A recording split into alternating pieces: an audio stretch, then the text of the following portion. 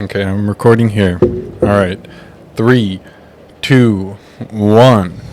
Welcome back, guys, to the fifth installment of the Print Pass podcast. My name is Alex. I am Mick. And we are your hosts today, back for another awesome episode. Happy New Year, guys. Happy New Year indeed, 2025. We are starting out strong this year, going over all of the hats that business owners nowadays, when they are first getting started, have to wear. Is it something that you should be doing in your business? Is it something sustainable? Is it something that is actually going to grow your business?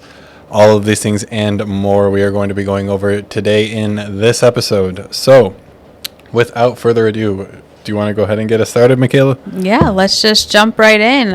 We'll kind of just discuss the multiple hats that each of us wear. And we are right now, 2-man team. Well, 3, but 2 in the shop, basically. And so day to day, we do run operations differently. Each of us have our own tasks. So let's just kind of talk about what each of us do during the day.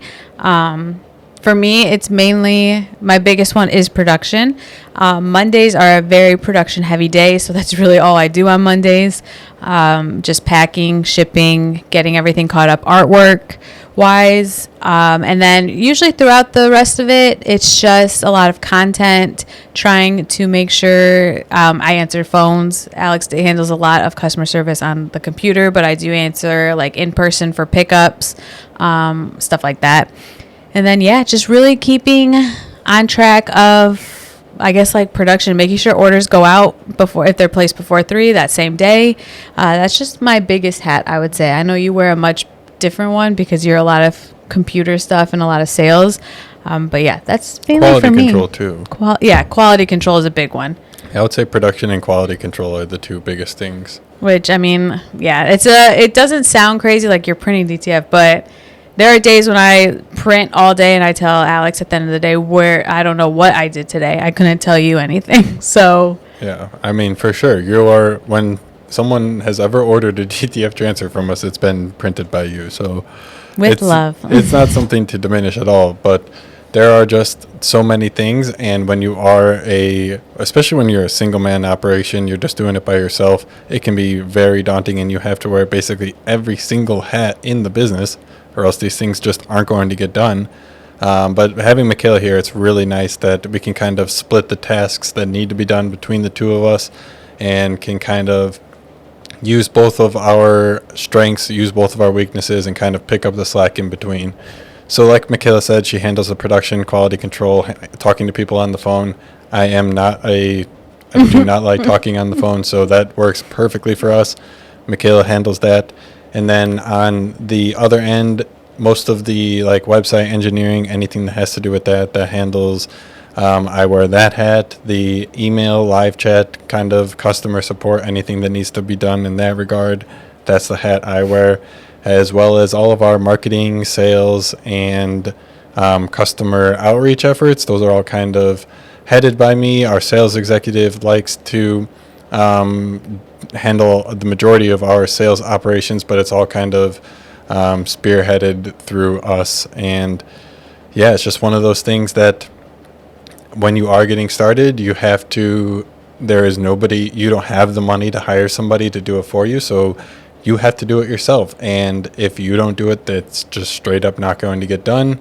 And if you want to actually have a business in 5 years, you want to grow your business, all of these other things, well, you gotta just shut up and do the work yourself, because it's one of those things. It's not easy to run a business with the multiple hats, but I would say it's been worth it. And we'll get into that a little bit later about how you transition into hiring other people. But I think that any business owner out there knows that it's not an easy thing to wear that many hats, but definitely rewarding. And it's not something that we typically see in our normal life. Like if we just take like society as a whole, for example, if you're a business owner, your entire job is just basically being a business owner. That's your title. So when you come in, you might have to do the accounting for that day. When you come in tomorrow, you might have to do the social media and the marketing. The next day, the sales. All of these different things are completely different realms of knowledge and like specialty that they are entire people's whole jobs, careers. So like entire people spend their whole life getting a degree in marketing and going into a career in marketing. Absolutely. And it's not like it's just, that's also the other thing is it's not, you can give 50% into marketing and 50% into engineering and 20% into production. You have to give 100% of yourself into every single hat that is worn. Yeah, and that's not something that most people who, when they think they want to start a business, are prepared for. They only know, like, okay, I went to school to be an accountant. I'm going to now be an accountant. That's what my day-to-day is going to be. I'm going to be an accountant, look at the numbers all day, look at spreadsheets. That's my day-to-day. Yep. But as we know, and as I'm sure many of you know, when you are a business owner, there are so many different things that need to be done that when you are just getting started, you have absolutely no idea how to do. And you just have to learn them or die, basically. Yeah. Which that kind of leads us into our next point on how important you feel it is that someone is hands-on so early in a growing business. Yeah, for sure. I would say it's extremely important when you are getting started to actually get your hands dirty. So actually like make the sausage yourself, because I think it gives you so many different opportunities to really understand your product, your service, whatever it is, at a core level, that if you are simply designing your product, designing the service, whatever it is, and you're not actually building it, well, you might not be able to see, if we just delete this one thing, it would be so much easier to build this process. It would be so much cheaper, whatever it is. You don't actually have that like ground level insight that doing it yourself gives you. Exactly. So I think for everybody at every part of their business, doing it yourself is a good thing, and it can kind of give you that base level knowledge that you then need to go ahead and hire somebody for that position. So it can kind of give you that flatline based knowledge that you can use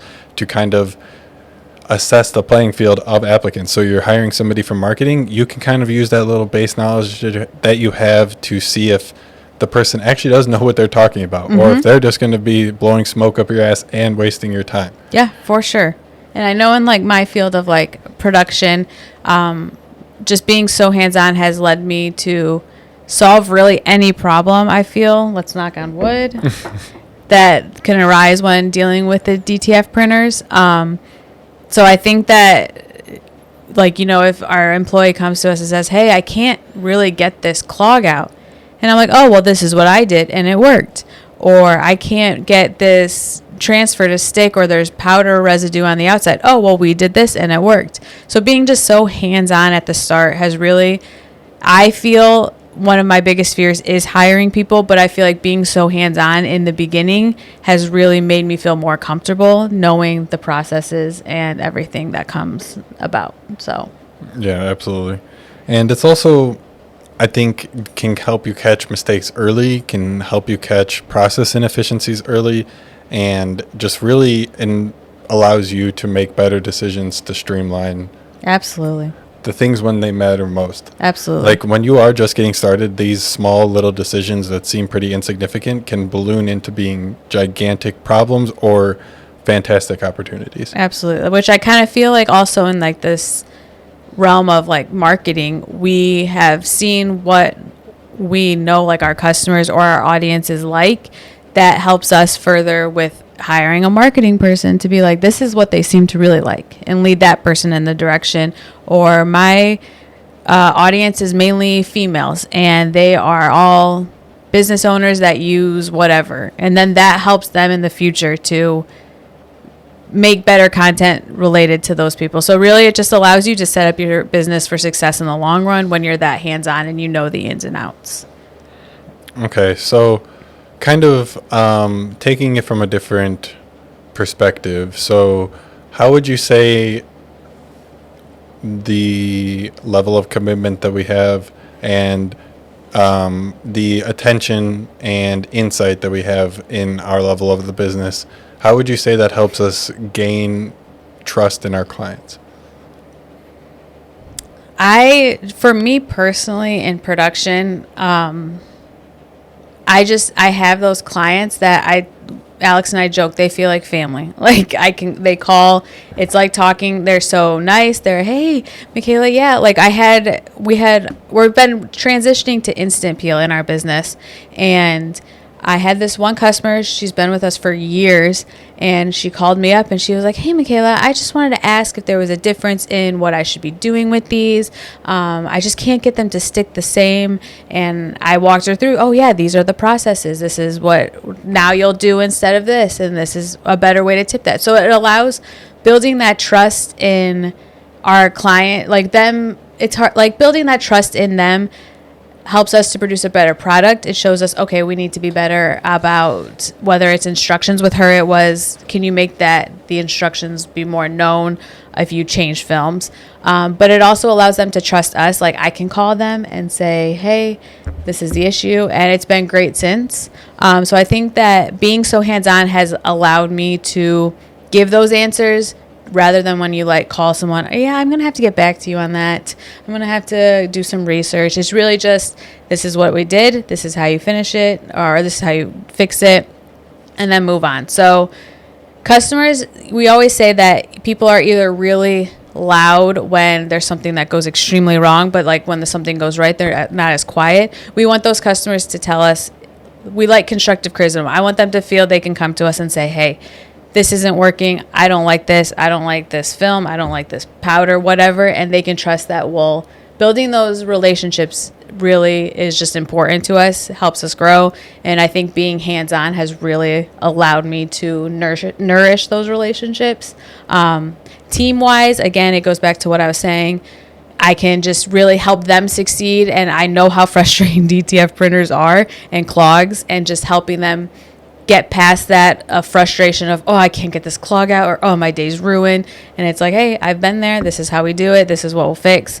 So I think that personally that has really helped me succeed in where we can go in the future, as well as with our clients. Absolutely. That was a lot of gibberish, but I hope you guys got what I was saying and then all that. For sure. But it's also, I mean, I think the gist of that is the buck stops with you. It allows you. Yes. The buck stops with you. When you pick up the phone, you are completely 100% ready to handle everything that customer needs. The buck stops with you. There's no middleman. There is no go-between. There is everything that needs to happen. You have the information. You have the ability to make the decisions at your fingertips, and it's a common trap, because at the end of the day, it is a trap, because we need to be able to focus on other things in the business. I was going to say, it's going to be, as we grow, we're going to have to hire and trust that we can build a team that gives that same kind of effort, and that no matter what, even if they call the office and some new person answers, they know they're going to get that same answer. They're going to get that same kind of level of help. And so it's just really, it helps us build a team that nothing changes based on the person that you're going to get in that team. I don't want these people that I've built relationships with to call and be like, oh, I got Alex on the phone. Like, I want, you just have to really, you got to really build around that. And you won't know those core values and those core things until you are that hands-on and can understand it. Yeah, but it also does kind of set up for negative expectations, right? Yes. Because the customer is going to have that relationship with you. They're going to have that built up trust, and they might not be willing to kind of start from scratch again and try and rebuild that trust up with another customer support rep. So we've definitely noticed that with some of our customers. If they have dealt with Alex on email and they called, they want to talk to Alex. They've nourished that relationship with Alex. Alex knows what I'm talking about. Alex knows what design it is, all this. So that is a very difficult thing, because it does cause a very personal relationship that one day might have to change if we hire a customer service. Because I can't always pick up the phone. I don't plan to pick up the phone for the next 50 years of my life. Yeah. So I just hope that we are able to show that in the people that we hire, which we will, I mean, that's a goal, that they give that same level of trust as well that they can. And to the clients, what we could say to their perspective is, hey, I understand where you're coming from, but if you really want me to if you want to allow me to help you the best I possibly can, you need to work with Steve, because Yes. Steve's going to be able to give you his full dedicated attention versus me. I am juggling 12 different things at the same time. I need you to deal with Steve. Yep. That kind of a thing. So over time, it can set expectations in a negative manner for your customer, but it's all going to be on you to kind of manage those expectations and consistently update them accordingly based on what you got going on. That's why sometimes we do have a hard time with clients and like discuss, like kind of setting that boundary line where you don't want them to be, you can't, it sounds bad, but you can't be there all the time. We've had people who have Alex will email them for 2 days straight, replying within an hour, and then one day Alex will have a phone call to take, or will be out of the office, and they call looking for him, and they're freaking out, and it's like, yeah, like there's other things you have to get done, and so it's kind of just, it's a hard balance. Yeah, it's a hard balance, but I feel like our customers and our clients have really kind of figured out the best way. I always know when, it's always funny because I have the customers, I can tell when they'll call based on, they talk to me. So based on their days, some of them work in schools and they'll call me after 3. Some of them work in night jobs, so they'll call at 9 a.m. So it's just, you got to work. But I feel like our clients and us have done really well on establishing a nice happy medium. So I am interested to see when we start bringing people on how that changes, but it's up to us to set that precedent on what we expect. Yep. So we've talked about why it's important, and especially getting started, it is one of the most important things, but there has to be a time in everybody's business, if their business is growing, if everything is going well, when they can start to step back. They can start to delegate. They can start to hire out these roles. And I guess what I'm trying to ask is, when do you know when do you know it's time? I think the way I see it is when it goes back to what I said, you feel as if you're not being able to give 100% to something. So for us, we knew the first thing we needed was a salesperson, because there were sales and emails and people coming in the door that we couldn't respond to fast enough. And then you lose those sales, or you lose that connection. And just because we had a heavy production day and I needed Alex hands-on out there. So I think when you start seeing other things are slacking and other things are starting to slip through the cracks, that is a good sign that something is time to make a change, which it's not a bad thing to see things slip through the crack. You just have to be able to recognize it instead of being like, no, I'll just be better. I'll start answering. I'll turn on my notifications, because things are just going to continue to happen. So that was a big thing for us when things started slipping through the cracks, and also taking your goals to the next level. So some of our big goals in 2025 is going to mean that we have to delegate other tasks to other people.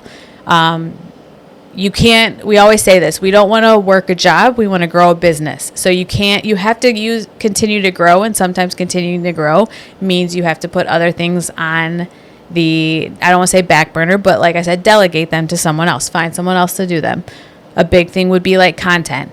Alex spends a lot of time, we both do, but the last year he spent a lot of time filming TikToks, editing YouTube videos, stuff like that. And that's great, but what is that time taking away from? What could he be doing to help grow the business in another way? When we could just opportunity cost. Yeah, when we could just find someone to help us edit those videos, or find content ideas, because a lot of content is finding it and researching and all of that.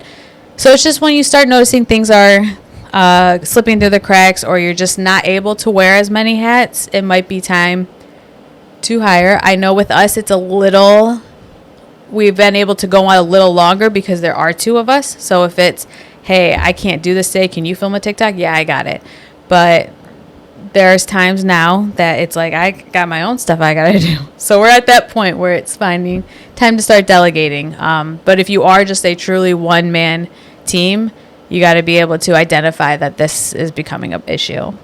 Yeah, and I would also I actually kind of think that that would be a good video idea, is kind of giving revenue numbers in our specific industry, because obviously I can't talk to anything else, but in our specific industry, what revenue numbers you would need to have X amount of employees. Yeah. So if you are at 300,000 a year, you should have an employee. If you are at $1 million, you should have 2 employees, that kind of a thing. Absolutely. I think that that would be a really helpful video, and let me know what you guys think down below in the comments if that's something you would like to see. But I think that keeping an eye on those metrics and working towards those metrics can be a really valuable thing. Like, okay, you've identified that you need to hire somebody for production. Well, I mean, I still got to pay that guy. How am I going to pay him? And I think working towards being like, okay, I got to hit 300,000 in revenue so that I can bring on a production guy can be a very powerful thing and can really motivate you to get to that next step. And then once you are, you can just keep on pouring fuel onto that fire. Now, next goal is $1 million. I need to hire 2 more people. I got to hit $1 million, that kind of a thing. So I think that that can be very valuable.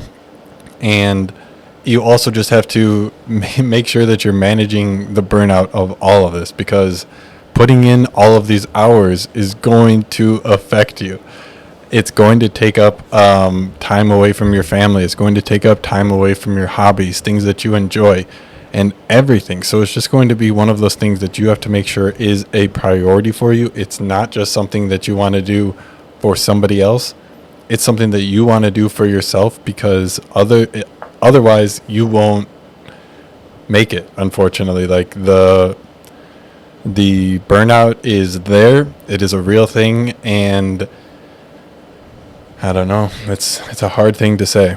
Yeah, it's something that I think it's just, you have to be real about. I think that that's one very big thing that I have been extremely grateful for in this journey, is that my partner in life is also my partner in business.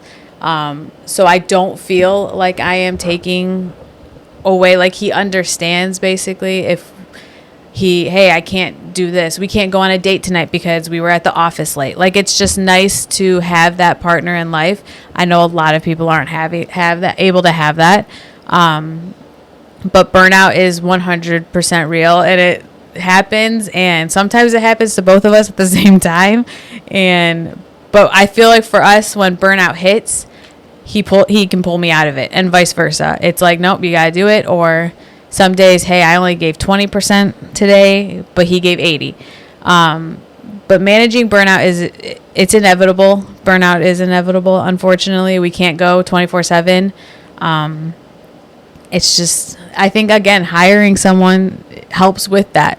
And because in the business, you want to continue to grow, but sometimes it is just months of the same stuff to help grow. Don't see a lot of traction coming from your ads. You don't see a lot of views coming from your content. So it's just the same thing happening every day. And that's usually what leads to a burnout, is that you want that change so fast. And you're not seeing it. Exactly. And you're not seeing it. I mean, nothing happens overnight. I think if you're a business owner, you know that. But it does become frustrating when it's not happening as fast as you would like. So what would you say, like, how do you handle burnout as a business owner? I think there is no one, this will solve your burnout. I think everybody is a little bit different, and everybody has their own ways. But for me personally, I would say making sure that I am taking time to relax is most important. And that again, so many people will tell you, like, yo, you just need to relax. But everybody's definition of relaxing is completely different. So, like, one person might find relaxing like laying on the couch and watching TV. Another person might find it like playing pickleball or badminton or whatever it is. Like, they might just find playing sports with their friends or whatever is a way to just like decompress and completely let go of your normal life, right? So anything that you can do where you're just like let go, you are decompressing, is good for your battery and will ultimately lead you to be more productive when you are working. Because if you're spending all of your time not actually relaxing, just thinking, well, I should be working, you're not relaxing. That isn't actually valuable. That's not going to make you work harder when the time comes to work. So you just need to have those times listen to yourself, listen to your body, listen to your mind. When you are feeling like you are being spread too thin, things are hard right now, things are just whatever, not going your way, take a moment to yourself. That kind of a thing. There are obviously times where it's important to push through the pain, but there's also times when you need to listen to yourself and take care of yourself.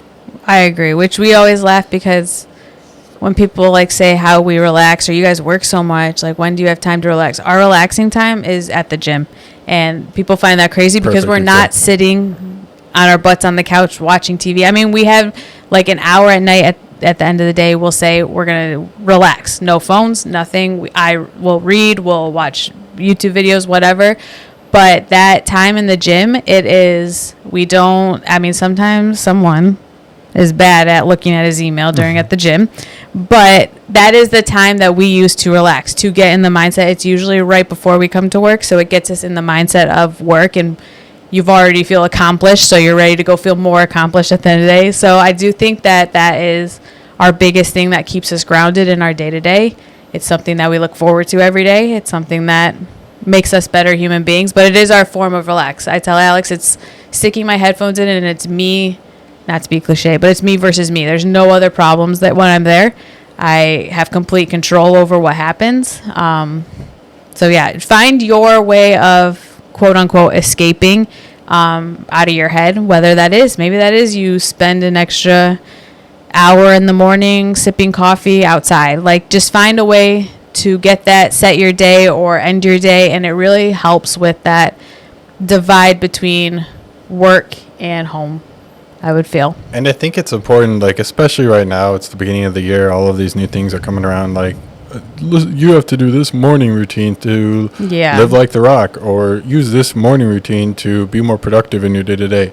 I think all of that is complete nonsense, and, like, everybody's morning routine is going to be what matters, what works for them. And I think what Michaela was saying, it works really well for us, is the gym is completely and utterly just something for us. Like, not even for us, it's something for me. Like, I go to the gym for me, it only benefits me, and Michaela goes to the gym for her, it only benefits her. Like, we're not doing it for anybody else. Like, that is just for us, that is our time.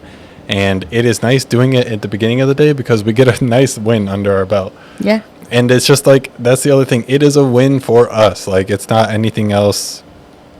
It is, we get a nice win for ourselves under our belt and to start our day. That's what I always tell them. There's nothing better than feeling so accomplished at 9 a.m. because I finished a workout or I hit a new PR, or like, it's just, you feel so accomplished. And I know that I have like friends that they spend that's a great point. Everyone's morning routine and how you recharge your battery is different. And I have friends that spend an hour in bed in the morning just relaxing, getting ready for the day, setting their mindset, meditating. For us, we go lift. So again, I do like your point of, especially at the beginning of the year, everyone is under this pressure of setting the perfect routine, setting the perfect, which it is. You need to set a good routine but it needs to be a good routine for yourself, not for someone else. So for us, it's the gym, work, dinner, relax and some nights that changes. Some nights it's an hour of relaxing. Some nights it's 3 hours of relaxing if it's a lighter day, but it typically is the same thing every day. And even when we went on vacation, we told ourselves this week that we were so excited to get back into our routine because we just felt all kinds of out of whack. Yeah. And one thing I did want to just touch back on the morning routines, and this is something from Bezos himself. So he likes to just like take a lot more time to himself in the mornings, just to kind of let his mind wander. And just I don't know the exact quote, but I watched the Lex Friedman podcast with him, and he would say that he likes taking longer times in the morning to just kind of think and give himself, his quote is like, time to wander. So I think it's really important to just do the things that you want to do. If you want to stay in bed for an hour looking at your phone, maybe not the most like productive thing, but again, I think just allowing yourself the time that you need to actually be like present at work, to allow yourself the time you need to put in the best work when it comes time to work is really important. And whatever that is at the end of the day, that is something that you need to find for you, and you need to be able to implement based on what you need, not what other people, not what's worked for other people, not what other people say you need, that kind of a thing. So it's all about just making sure that you can have proper time to yourself to relax, to recharge your battery, so that you can ultimately avoid the burnout, avoid the the problems that can come with all of this extended time wearing all of these different hats in the business. Which I agree. And on the flip side of it, it's something you have to consider. There is a line between work and life, and work, like that work-life balance everyone talks about. But on the side of the work, there are going to be things that you're going to have to give up, sacrifices that will have to be made. For me, a big one is I would like to read for 3 hours at night, but that's not, I can't do that. I need to work. So you do have to find the balance, and, you know, it's not perfect, but I say all that to say, do you feel like there's any sacrifices you've given up to as a business owner and like time? I think it's possible I would come up with some in retrospect when this part of my life has passed, but at the current moment, like, I really feel this is what I want to be doing. I'm not giving up any time that I would rather be doing something else, honestly. Like, that is how I feel, and I am doing right now what I love doing and what I would be doing otherwise. Again, I think we are extremely lucky in that sense that we are both here, because if you did have a different partner who only worked a 9 to 5, you might feel like you're giving that up. Very true. But with us, we both have our mindset for the fact that our business is number one. Well, I mean, each other is number one, but our business is, we're both on the track of, we want to grow this and we want to make this as the best thing that we can, and we're going to each give 100% into that. So with that understanding, it really helps. So I understand if people have sacrifices of like giving up relationships. Our family is very supportive. I mean, your family is. Okay, we won't. You're gonna have to cut that out. Your family's very supportive about what we're doing, and never like makes you feel like, oh, you're not here, or whatever. So I think that we're lucky in that sense as well. And then hobbies, this is something that makes us happy, so we do it. I mean, we have our hobbies, of course, everyone does, but my hobbies don't overtake as my happiness as much as building this business. But all that to ask also, because we're giving all these tips, do you think that we balance personal life and business life well, or do you think that we could be better at it? No, absolutely not. We could certainly be better in how we balance it.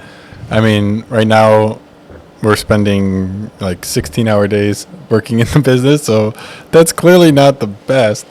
But the way I view it, though, is like, yeah, we spent 16 hours in here, but I could be spending those last 5 hours at home with him. Like, as long as we're together. And it's like goals that we're accomplishing. Like, at the end of the day, this is our life we're building. And I would much rather be spending 16 hours here with him and then spending the last 5 hours in front of the TV together. So I think if we hit the jackpot with that one, and both being in the business rather than opposite, because I understand other people who don't have that. So I mean, and we're in a pretty good position in our life where we're still quite young. We don't have any children or anything like that we I mean, a lot of people who are listening might have young children who, if they want to spend all the time that is required to see their business through, they unfortunately might need to be missing some of those really important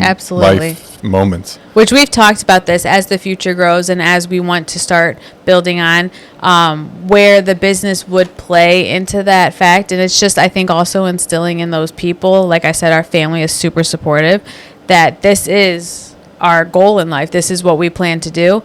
And I get with children, it's a whole different ballgame because you are their parent. But I would want my children to see like that their parent is working hard and something to leave for them. But I get it. I mean, I don't have kids right now, so it's harder to say that, of course, you want to be at their recitals and their basketball games, but sometimes that just might not be possible. Maybe instead of that, take them to your office on a Friday or a Saturday afternoon and let them work with you. Yeah. Finding ways in that. But we do have a cat, and she gets mad when we're not around. So.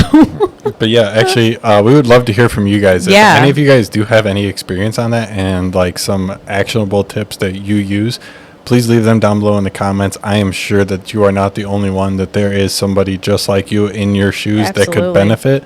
So if you do have any tips and tricks that you use in the specific circumstance of like having kids and managing a business, please drop them down below in the comments for everybody to learn and share more from.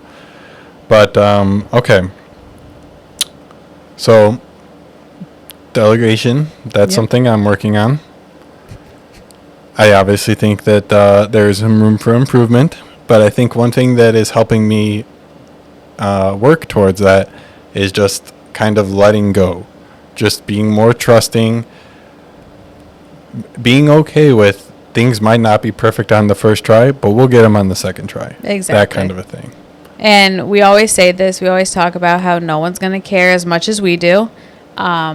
So it's not going to be perfect all the time. And it's going to be hard to, because when that first time does happen and something goes wrong, you are going to want to be like, okay, whatever. I'll just take this task back. I'll keep it. That didn't work. But I think you can give it a good old college try a couple times before it's like, okay, this is something generally is not working, rather than my antitrust in delegation and all of that is not. It comes down to, what I said about no one's going to care as much as you do, and you got to find that balance of this is actually a problem or this is just my mind telling me that it's a problem. And it's also you on being a leader. So Yes. did this person actually fail because they're stupid, or did they fail because I didn't give them the right instructions, Yes. because I didn't give them the right tools, because I didn't set them up for success? Right? That's just another thing. Everyone learns differently, and everyone has their things that they're good at and the things that they need help on. And your employees might not be good at, like you said, if a salesperson or a customer service person, their goal is to be good at talking to people, dealing with people, but you can't expect them to jump on the computer and create a website. Like, everyone's going to have their things that they're very strong at, and we can't think that just because we're strong at something, someone else is going to be Right. strong at it, Absolutely. That's hard to kind of find, but it just takes patience. I've been very proud of him with the sales team and our sales exec, that he has been able to delegate, and showing me, because I know we want to bring in some production people, how to handle it, because I am panicking. It's a challenge. That's for sure. I think the best way to kind of start is to just start with the repetitive tasks, the things that you have to do every single day. You got to do them 2 times a day. Start with those. Those are a great thing to do. They typically, if they're repetitive, they're just a couple of different steps, nice and simple, something that you can write down, make a video about, like a quick how-to video for the employee, whatever that kind of thing is. Something like that is a great place to start. You can get it off of your plate, and that repetitive task used to take you 30 minutes a day. Boom, that's 30 minutes more of your day that you just freed up. And now you can kind of use that as a boost. So you have 30 more days, 30 more minutes in your day. You can use that to now find other places that you can delegate these tasks to the employee. So it just kind of frees you up. I think starting with these small repetitive tasks is the first great place to start. You can always find something there, and it's just usually something that you can automate pretty quickly. You can do it is a step-by-step process, and getting it in the hands of somebody else to manage can be a great starting point. I agree 100%. And another great thing is that I think we're learning to do is, like you said, back on the leadership, we set the precedent for everything here. So that's something I also have to remember. Like, again, we don't have anyone in production right now, but for example, if I come in the on Friday or Monday morning, and I'm like, it's a mess in here, and there's film everywhere on the ground. And I think to myself, like, why are these people leaving it like this? Like, this is a mess. Well, did I leave it like that? Did I, like, you know what I mean? Setting the precedent and of how you want things done. So, oh, well, we clean up. I'm going to clean up on Friday afternoon to show them that that's what we do here. That's a goal for me, is to just really instill in myself, like, what I do. I'm a mirror for them. They're going to mirror what I do. And that helps me ease my anxiety, at least, because I control that. I control how I handle things in the shop, how the production happens. And then they know that that's the standard for AMS, is that we do this. The AMS way. Yes. It's very hard to change bad behavior, so we should rather reward good behaviors. Reward good behaviors. Absolutely. And I think another place to start is kind of figuring out where you are spending your time. Because I think a lot of us, we come in the morning and then we look at our watch and it's already 4 o'clock and we're just like, where the heck did the day go? So I think making a list of the daily tasks that you do each and every day is another great place to start. It kind of helps you get a pulse on everything that has to be done in the business, no matter what. These are the things that have to be done. And that can be a great place for you to start identifying things to delegate. So making a list of the daily things that you do, and then starting with the small repetitive tasks, getting those off of your plate, and then using the time that you have saved to then really start making processes, really start getting down all of the ways that you do things in your company, the AMS way, the Amazon way, the Walmart way, whatever it is. All of these things, just coming up with a process and a way that you do business in your business. Absolutely. And I think this is all well and good, but what if 41 minutes into the podcast, there's still people who think these two just don't get it. It would be well and good if I had a business like them, but I don't. I need to do everything myself. Delegating isn't for me. What would you say to them? Like, they just don't feel it's worth the effort. I would first ask them why. But from someone that I'm telling you, I have been there. It just doesn't get done right. If I tell somebody to do it, they don't do it right. It's easier if I do it myself. My biggest thing then would be to start small by delegating with someone you trust. Whether that's you maybe offer, if it's you have a problem with content, maybe find a friend that likes to film for videos or whatever. Start with them. I always say don't work with friends or family, because then don't work with friends or family. That's what I'm saying. Just don't do it. Start with someone you trust. That could be whatever. You take that. But I would definitely start there. It will lead you to that. I mean, leaning in that direction.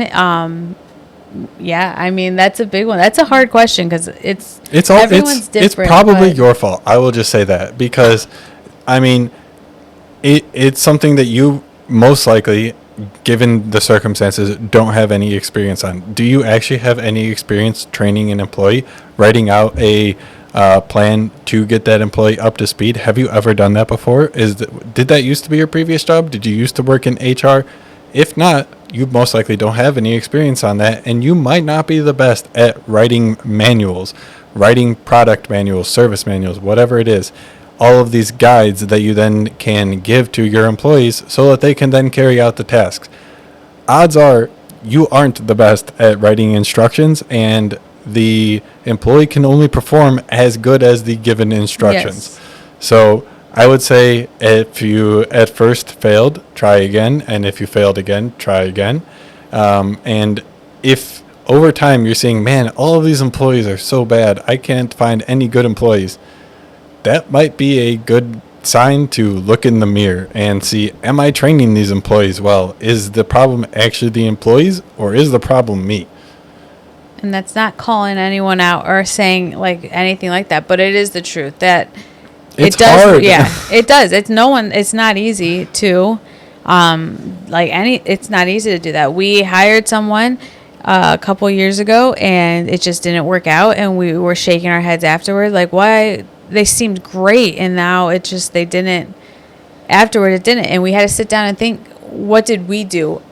How can we better be a better employer, a better leader for that next person? So it doesn't. You're not going to get the perfect candidate. You're not going to get the perfect employee right away. I mean, if you're lucky, you will, or they'll grow with you. But sometimes it just takes trial and error, figuring it out. But you also have to be capable of recognizing that you could be the problem. That is, I think, a lot of people struggle with. And then you look in the mirror, figure out what you can do, and then after that, maybe start, if you have a trusted team or you've whatever, being like, hey, you can start blaming them then, but you really have to be able to notice what you're doing yourself that could be better. Because everyone, like we said, everyone learns differently, everyone understands things differently, everyone runs things differently. I think just being able to not be naive enough to believe that could be you. Yeah, and I think a lot of people, especially business owners and founders, when they're just getting started, they bring on somebody and then they just kind of like show them the ropes. I would say the majority of business owners probably aren't great hiring leaders. Mm-hmm. Like, I just would say that. There's a reason there's managers on teams, and there's reasons that there's HRs. You don't see the top people doing that. So you could be the creative person behind the business and the wanting to build it and still not be a great leader. That's okay. It's okay to admit. It's just, you got to realize that that's your flaw in this business. And hiring people and delegating things for anything really is just extremely difficult. Like, I give this example to Michaela all of the time. My first job that I ever worked was McDonald's. And for those of you who do know, like, you did work at McDonald's, every single thing at McDonald's is carefully curated. Like, there is nothing that they haven't really thought over. And everything at McDonald's is just like completely tuned to maximum efficiency. And that goes from top to bottom. So every single employee spends like 2 weeks sitting behind a computer just watching propaganda videos of McDonald's telling you how they do things, why they pick the specific potatoes, why they pick the specific coffee beans, all of these things. It's just 2 weeks of drilling into your head the McDonald's way. And that was like, when I was doing it, I was like, God, this is stupid. I'm just sitting here watching these videos. But now in retrospect, seeing how actually impactful they were and seeing how much benefit they actually did give me into performing my job at the level that they wanted me to, it was really powerful, for lack of a better word. And it just seems like something stupid when you're in the moment, but when you're actually the one on the other side, it just starts to all make sense. So I would say making sure that you have just so many detailed processes and manners for which you do things, and you're not just like telling somebody like, here, like, this is how I do this, and then they watch you and then you're like, you want to try, like, that kind of, like, you just, I don't know. No, I get it. Yeah. I feel like that's the way a lot of people who have started businesses take when they're just getting started. They're like, oh yeah, I'll just show them how I do it, and then they should be able to get it.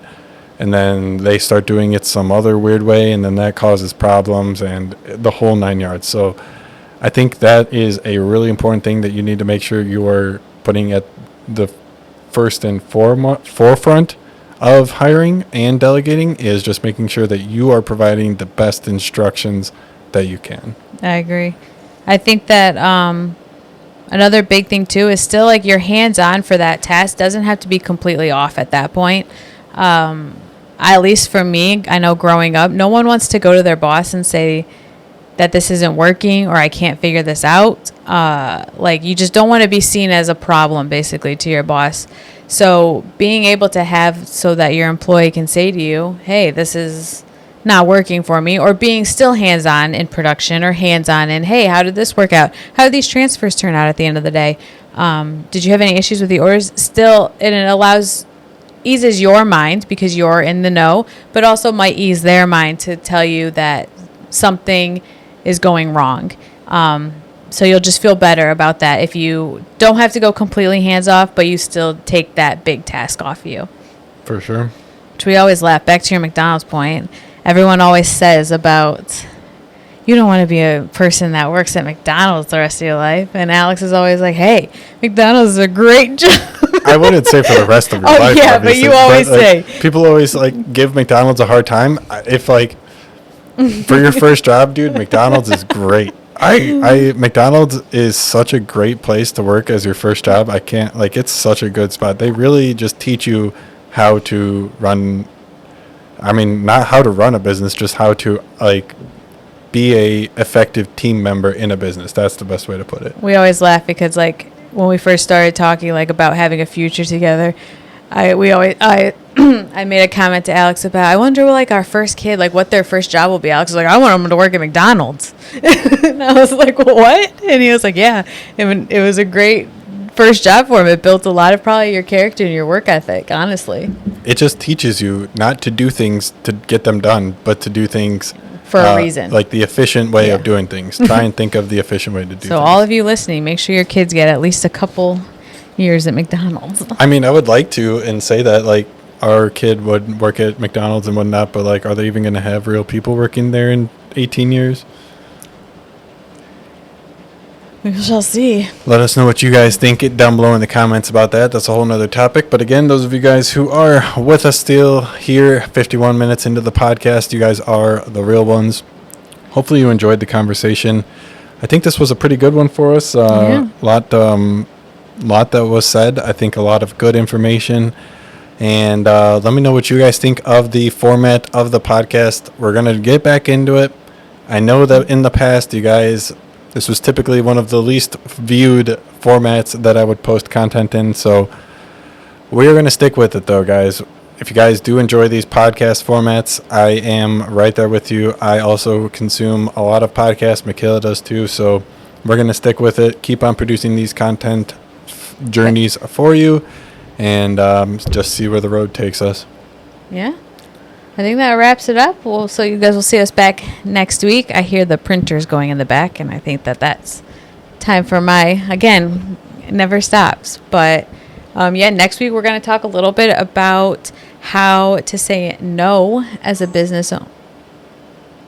Battery dead. Well, the battery just died on the camera. So right now, those of you guys who have been watching the video podcast, that just went to a black screen. But thank you guys so much for watching. I really do appreciate those of you who made it this far. If you are watching on some sort of podcasting platform, Apple Podcasts, Spotify, whatever it is, leave us a review. That would really help us kind of get in front of more potential viewer eyeballs. And if you are watching on YouTube, whatever, leave a like, leave a comment, and I will get back to you guys if you guys do have any questions in the comment section. But for that, guys, we got a week's worth of work ahead of us. Hopefully you guys had a good drive-in, whatever you are doing when you are listening to this. But for that, we're going to leave you here. Have a good week, guys. We'll see you next time. Bye. Check this out.